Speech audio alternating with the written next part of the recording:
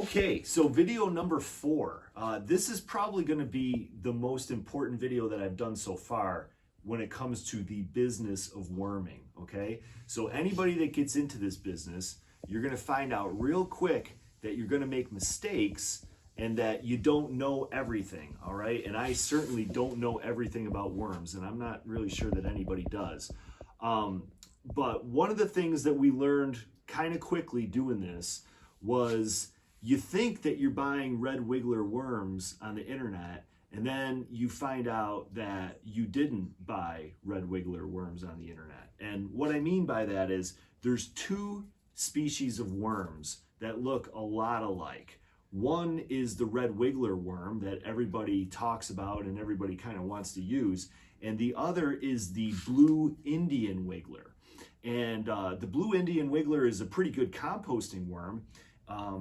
There's really not a lot wrong with it per se, but it seems like there's kind of some false advertising going on, especially with the larger worm farms that sell online. I'm not going to mention anybody because I'm not that kind of guy, but the long and the short of it is these larger worm farms oftentimes advertise that they're selling red worms. And I think that in that way they kind of skirt being completely honest. They're not selling red wigglers all the time. A lot of time they're selling the blue Indian wigglers. And there is a difference between these 2 worms. And we kind of learned the hard way because the first, the first 10 batches of worms that I bought were mostly blue Indian worms. And we did not know until somebody came and educated us a little bit. That being Gaetano from Northeastern Worms. He is a very smart guy and knows a lot more than I do about this stuff. He's got a great YouTube channel too, and I think you should check that out. In any event, so the red wiggler composting worm is a great worm for all sorts of reasons, especially in these colder climates. You know, I'm here in Buffalo. Buffalo, you know, it's late February right now. It's cold again outside. And even in my basement, you know, where we have the heat on and, you know, we try to keep it climate controlled, there's always, you know, a little bit of a chill in the air. And the red wiggler seems to do a lot better in this slightly cold environment than the blue Indian does. The blue Indian is sort of a tropical worm. They have a higher metabolism. I think that they actually breed quicker and they might even eat more.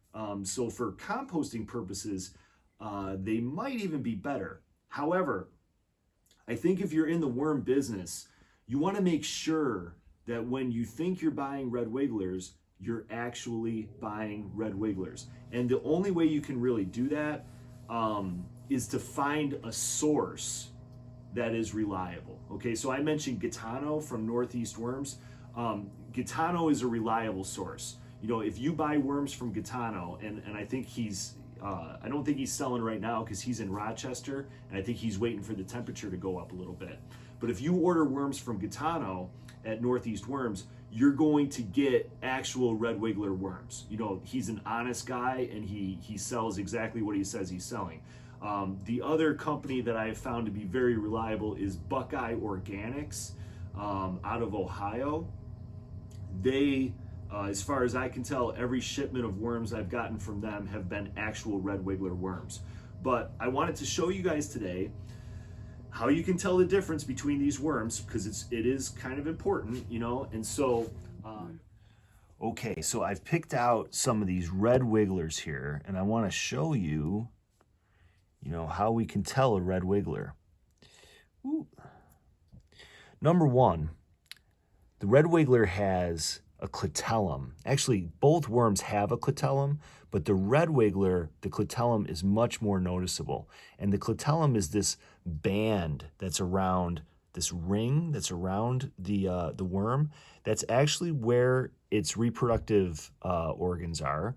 And on the red wiggler, it's much more noticeable and pronounced. It's a little bit fatter. The other thing is that a red wiggler has a yellowish tail at the end of it. So you can see here both the clitellum and the yellowish tail. And the red wiggler tends to be a little bit more mellow. So a lot of times the blues are kind of jumping around. The blues are much more fickle than the reds are. And you have to remember, reds and blues don't mate together. So, you know, when you mix them up in your bin, which is really easy to do, you're kind of hurting the reproductive capacity of your bin. And so again, these are all reds. They're mellow. They're a little bit fatter than the blues. They have a certain way of moving. You know, they kind of squiggle around. They have a catellum, and they tend to have a yellowish tail. And again, they're a little bit bigger normally, a little bit fatter than the blues. And so these are, in general, the worms that we want, okay? So I'm going to put these guys back here so that they're not scared. We don't like to scare our worms. Back in your bin.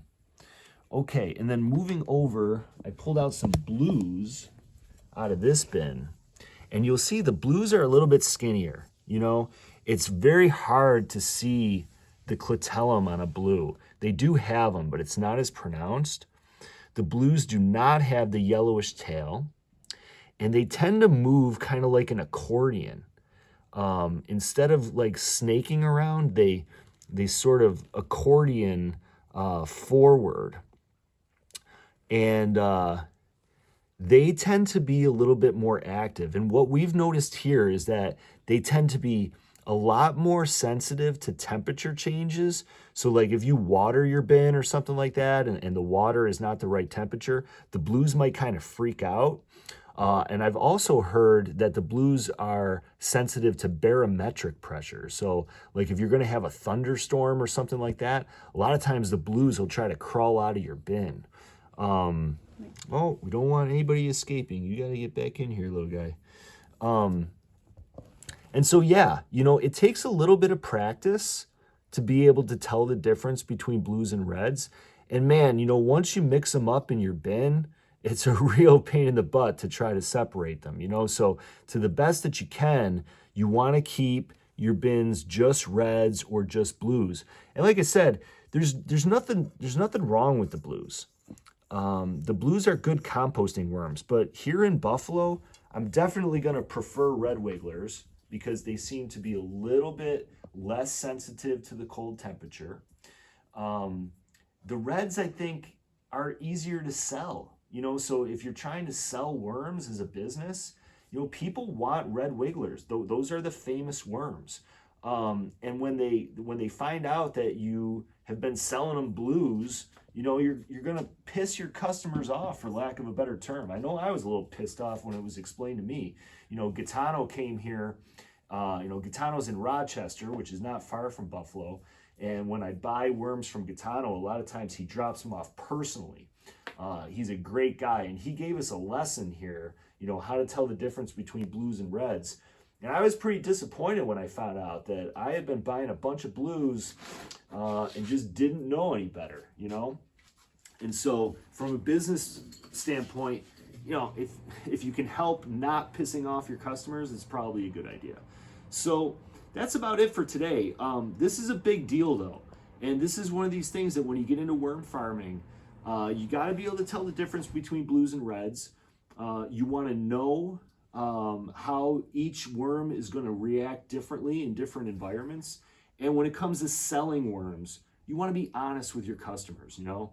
And like I said, some of these big worm farms, I don't think they intend to do it. I think that, you know, it's just real hard for them to separate the blues from the reds, and they just don't bother to do it, you know, because it's a pain in the butt. But it is misleading, I think. That's me being kind. And so anyhow, hope everybody's doing good, and I will talk to you soon. We'll try to get another video posted later on this week, and take care.